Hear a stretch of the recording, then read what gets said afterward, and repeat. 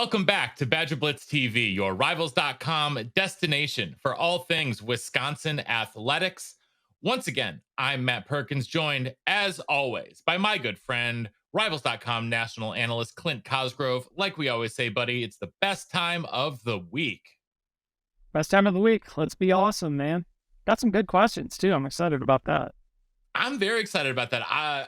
I really love these in-depth questions because I love breaking down film with you, Clint. That's one of my favorite things to do. But I think some of these deeper discussions, though, are really fun to sort of get after and really delve deep into. So we're just gonna hop right back into it with I'd say probably the at least the Badger Blitz TV MVP so far on the thread, which is Shootsman. And Shootsman wants to know. So in order for a coaching staff to establish a pipeline in a certain state or region, what has to go into that? What has to happen for a true pipeline to be established, right? I mean, we talked about in the past how, Wisconsin would have a Florida pipeline where they would bring in 3 or 4 guys every single year from South Florida. Now, part of that is just a lot of talent down there, but part of that is also having the connections, most notably Charlie Partridge back in the day. Now, what will go into Wisconsin sort of reestablishing a true pipeline in both Chicagoland and St. Louis, and what are the factors that will go into really making that happen? Yeah, for sure. I mean, you've seen the success in Chicago. I think a lot of that is they have that pipeline at Cincinnati that did very well with Chicago prospects. You think of guys like Alec Pierce, who was an under-recruited guy, didn't really have Power 5 offers, goes on to be a second-round draft pick, has success right away in the NFL.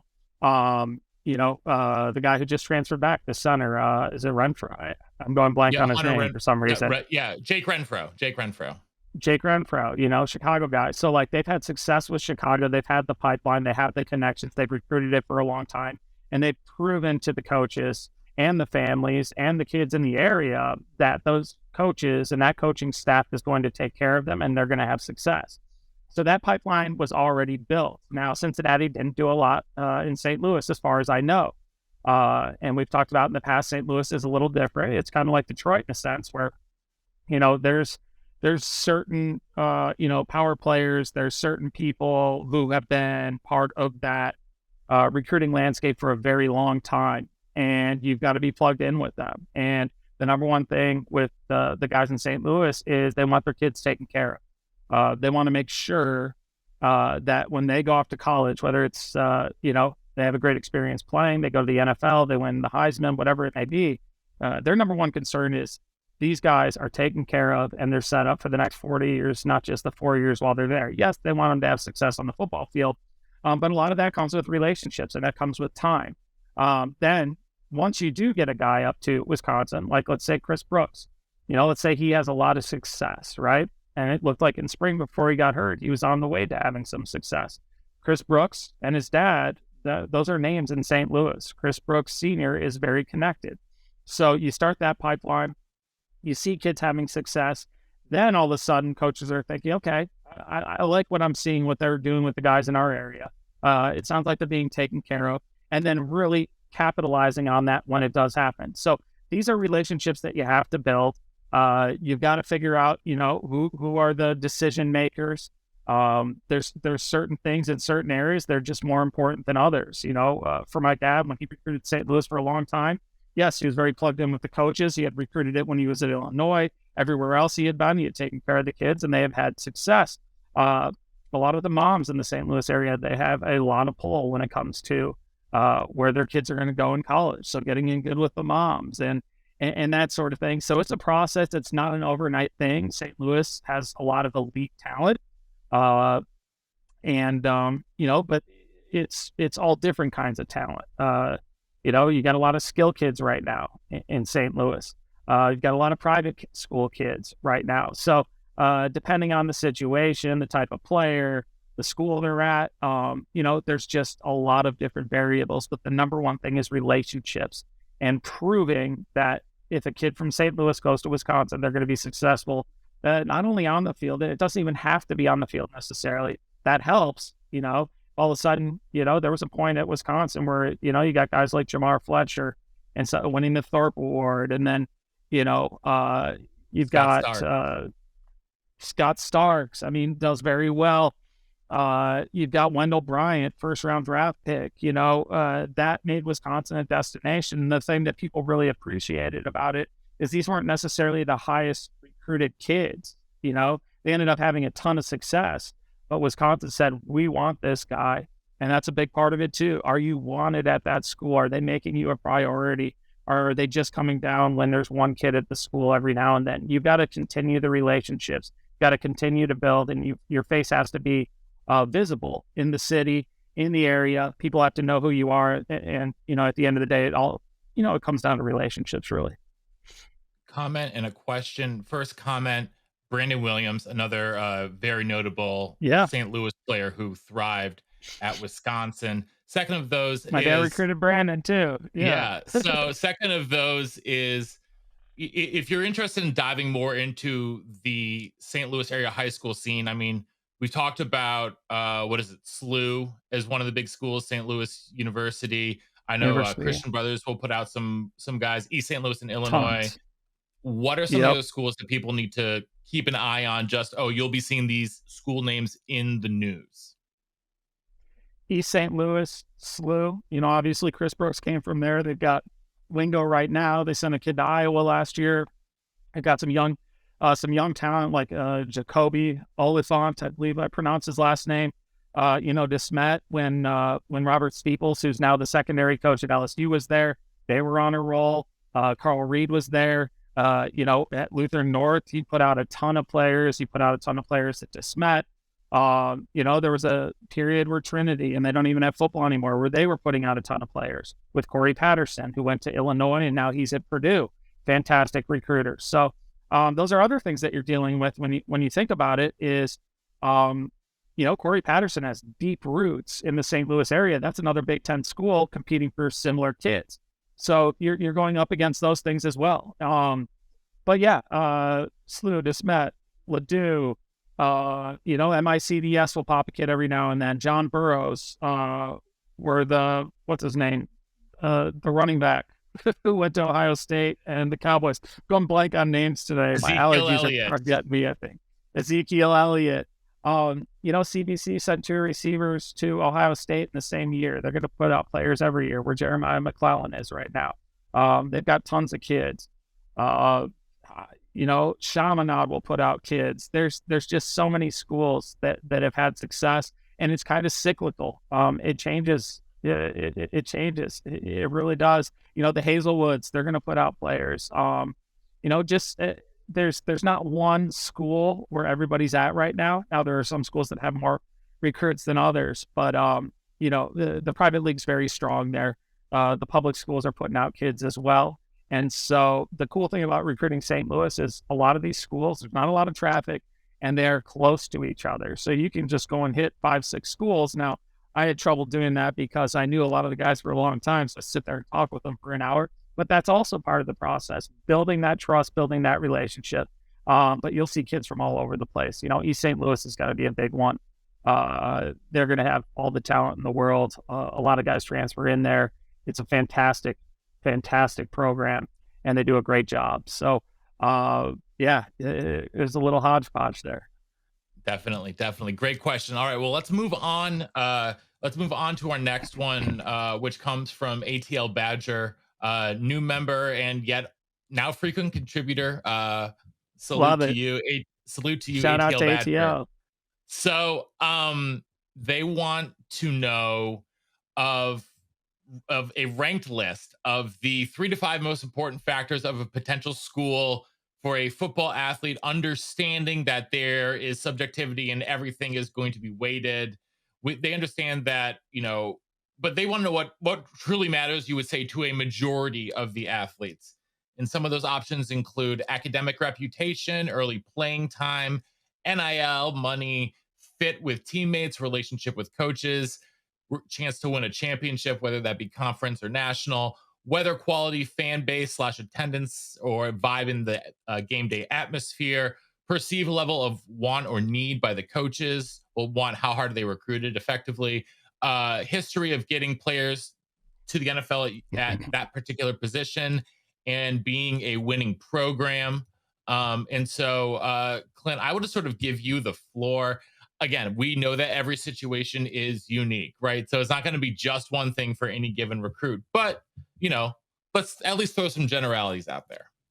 All right. So what I'm going to do is I'm going to buzz through this list one by one, and every situation is incredibly unique. Oh, and don't forget What's about, important? sorry, I'm going to cut you off quickly.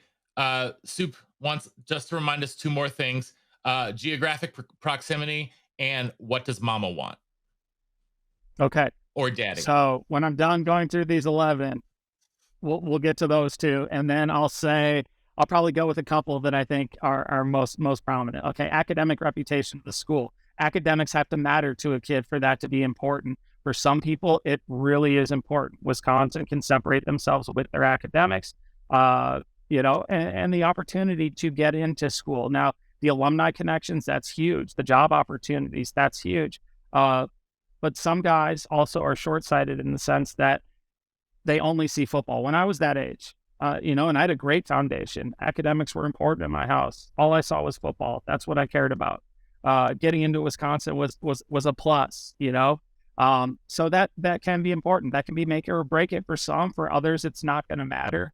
But it's a selling point for anybody, because when you put it out in front of a kid, here's the average of what our guys are making. Here's what our football players are making. Football isn't going to last forever. Even if you make it, the average guy who makes a roster 2.5 years in the NFL, a lot of those guys aren't making $1 million in their entire career. Okay. I heard a great quote from a kid that I interviewed the other day.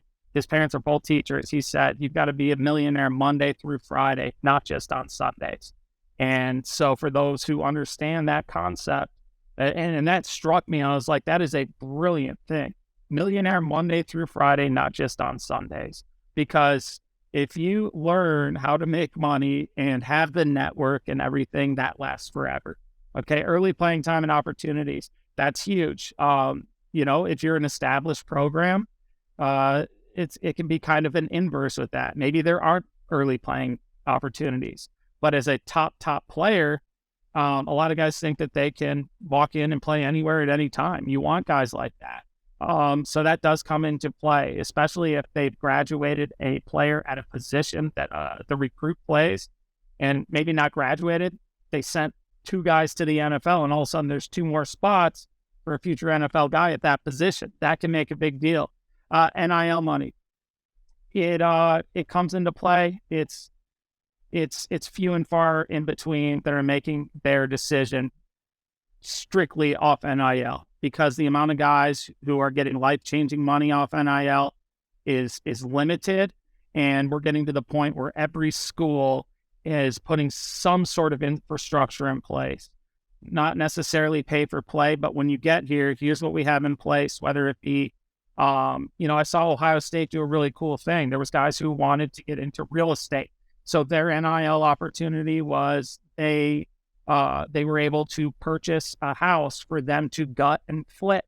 So teaching them a life skill while doing that. I thought that was really cool. Alabama having the Fanatics team store where they can sell their signed memorabilia, their jerseys. Alabama, Ohio State, those aren't like big pay for play schools. Believe it or not, those are established programs where players see the big picture, and, the 300, 400,000 that they're getting out the bat is a portion of their rookie signing bonus if they're developed in the right way and end up being a first round draft pick. So yeah, if you're getting 8-10 million, that's hard to turn down. And that's going to be a decision, a big decision factor. But then typically you get in a bidding war, probably between schools. And then at the end, it still has to be the right opportunity. We've seen NIL deals fall apart like they did. I believe it was Jaden Rashada. Ended up with nothing. He's playing at Arizona State now. So it does come into play. And then there's outside things like open doors where you can, yourself directly profit off your name, image, and likeness. So there's different ways. I mean, there's some of the highest grossing athletes in college right now are like the LSU gymnast, the girl from the basketball player who just transferred to LSU. She's going to make more money in college than she'd ever make in the WNBA. And a lot of that can do with your social media following. So your sport is your platform. The NIL, the ability to profit off of that, is there pretty much anywhere. Some places, like I said, there's going to be better infrastructure than others. Our relationship with coaches, I would say of all of these, this can be the number one thing. Now, you say not to commit to a coach because they may not be there, but relationships matter. Relationships are important, and multiple relationships on a staff.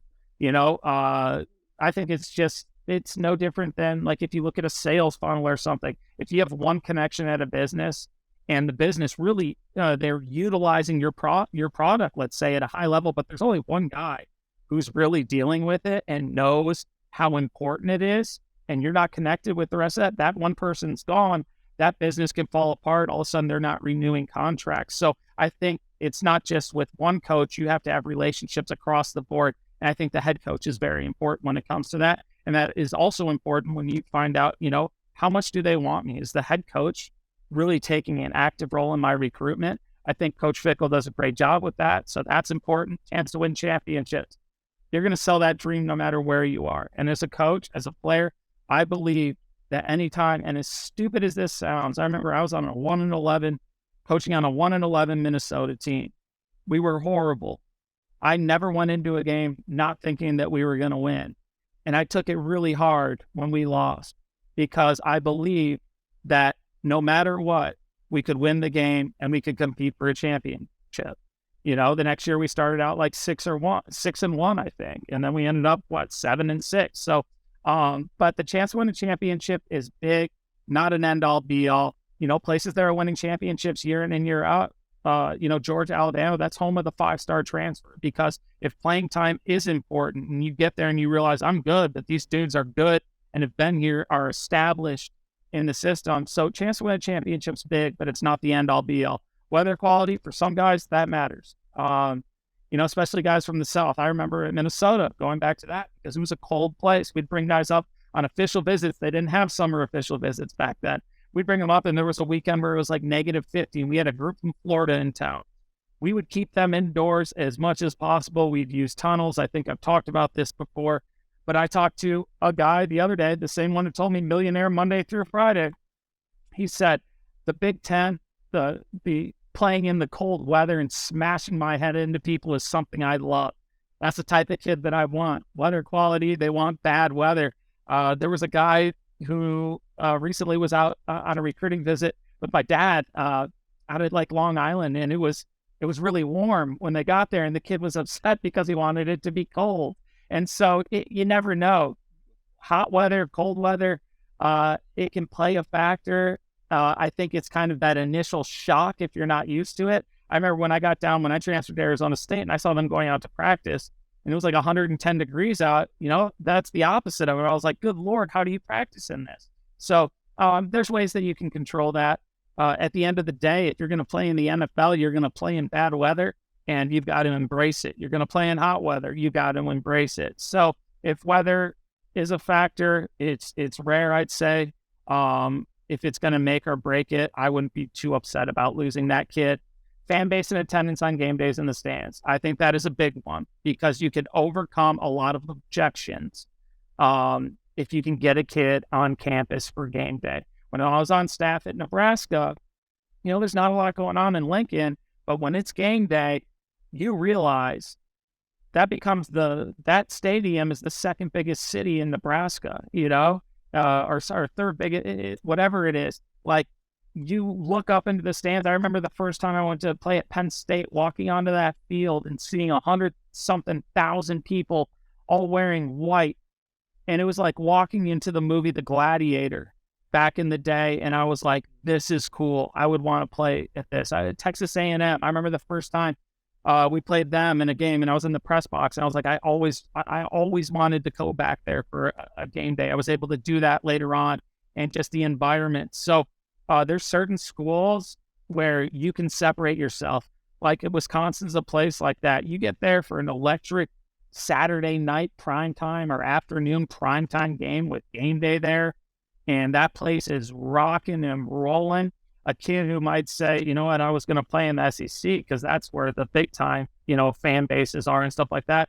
They walked into the stadium. It's like, okay, I have this awesome city great academics, and then we have a game day atmosphere like this, like that can really change opinions fast because feelings stay. You remember how you feel. You don't always remember what people tell you about a place. But when you walk into a stadium that's packed and fans are screaming your name, that is a feeling that stays with you. And that can be a game changer in a recruitment. I remember at Nebraska, we wanted to get them up there at game days. There's other places I've been where we didn't want them there on a game day necessarily. So, you play to your strengths with that, but, fan base and attendance on game days, you know, people in the stands making noise, that does make a difference. It might not be at the top of a kid's priorities when they're going through the recruiting process. But like I said, I go back to that feeling when you walk into a stadium and you're like, I could see myself playing there. I want to be that guy scoring that game-winning touchdown. Perceived level of want by the coaches, how hard they're recruited, big, big, big factor. You want to be wanted. Some of these guys, even the top players, at the end of the day, they say, how much of a priority, how much does this team need me versus, it would be nice to have me. You want to go where you're needed. If a coach is telling me, we need you, you are the missing piece, that goes a long ways. Now things can be different when you sign that NL National Letter of Intent, the NLI, and you get on campus, you're like, whoa, what happened? Coach doesn't need me as much anymore. That's just a fact of the matter anywhere you go. You're recruited until you get there, but the perceived level of want, need is important. I think that goes with the relationships. Does this coach believe in me? Do they think that I can be great? And are they going to help me get there? History of getting players at your position to the NFL. I call it the globalization of recruiting, and people break it down to the finest analytic. Yeah, that matters. You hear RBU out of kids' mouths all the time. O-line U out of kids' mouths all the time. Wide receiver U, that matters. I want to know that if I go to a place, I know that if I start at receiver in Ohio State, I'm going to the NFL. That is a fact. I might not be a first-round draft pick, but if I start at Ohio State at receiver, I'm going to the NFL. So you got to have that belief system in you that, yes, you can go there and be that dude, but you also sometimes got to be patient and wait for that opportunity. But getting players at your position at the NFL is a big thing. I'd say it probably matters a little less at maybe quarterback or, a position like that where one guy's taking all the snaps because, we've seen quarterbacks go to the NFL from any school, and have success. And then winning program, we kind of talked about that already. Kids want to win. You don't want to go somewhere and lose, but that's the inverse of the opportunity to play right away. Sometimes your best opportunities are where there is a need for playmakers the most, and those are often not the greatest teams. So everybody's situation's different. That's kind of like if you're going to go to the store or go to the car dealership and pick out a car, what's important to you? And as a recruiter, you find out what is important to that player. Okay, this is what's important to them. And this is where the relationships come in, not just talking to the kid, not just talking to the parent, not just talking to the coach, but getting a full picture of what are the pain points. What is this kid looking for, not only in football, but in life, in their social environment, in school, maybe what's missing from their life. And then you paint a picture, not even paint a picture, but you come up with a plan to show them, all right, this is what you want. This is how you can achieve that at Wisconsin.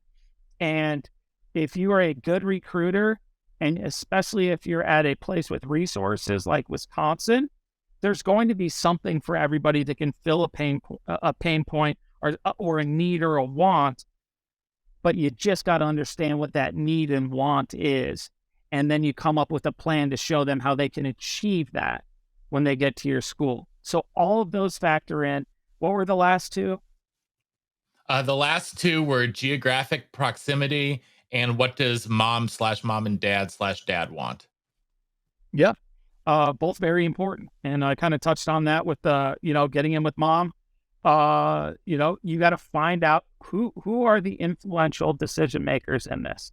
So there's some guys that, I'm the same. Like I want to make my parents happy. Okay. So, you'll find it with some kids that they won't go far away from home because their mom or dad might not be able to come and see them play. Or their mom might say, that school doesn't cut it academically. Let's look at the big picture here. I don't care if you're going to the NFL. I want you set up either way. You're going to go to one of these academic schools. There's very few parents are going to say, you're going to go here and you're going to like it, because they know that the kid's probably not going to have success. Just so if you're told you have to do something by your parents when you're young, you probably don't want to do it out of spite. So it does factor in though. Okay. I think a kid understands when their mom's like, okay, hey, I'm going to let you go through this process. I want you to be happy with where you're going. But there's two things that are non-negotiable for me. I can't afford to fly across country every week to go and watch you play. And it's very important to me to watch you play. I think a kid understands that. Now, if a kid's a big time player and all of a sudden he's going to be making money and he says, Mom, I will fly you there every week for the game, that's a different situation. That is kind of a cool part of NIL. You're not limiting yourself if a kid's a big time player because their parent wants to be able to drive to their games. What was the other one? The other, yeah. Well, what do mom and dad want? Oh, Geographic proximity. Yeah. So Yeah. For some guys, like they just flat out don't want to stay in their hometown. You want to get away. As a kid, you want to get off and do your own thing. For some guys, they feel comfortable in their hometown. For some guys, it's too much pressure to stay at home, especially if they're a big-time recruit who maybe wouldn't normally go to that school. They go there because it's close to home. We all know when you get to college, I don't care how much you love it, there's going to be a time where you're a little homesick, even if it's down the street. So I do think proximity, the unfamiliar can scare people, and proximity to home, knowing that you can hop in the car and be 2 hours from home. I mean, that is a comfort for some people. And I think that's why you see schools draw that 400-mile radius where, you know what, it's easy for a kid to get home. If they are homesick, it's easy for the parents to get there because there is there's always that transition. Some guys want to get as far away from home as possible. Some guys, I wanted to go to like UCLA or Arizona State. They just didn't want me to go there. I wanted to go somewhere far away that was warm and, yeah, at the end of the day, it's really finding the winning combination of factors. What are the pain points? What do you want? And as a recruiter, how do you get across to that player that my best interest is for your success?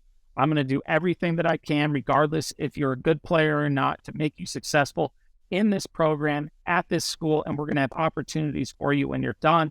And I think that's the biggest thing. So they all factor in.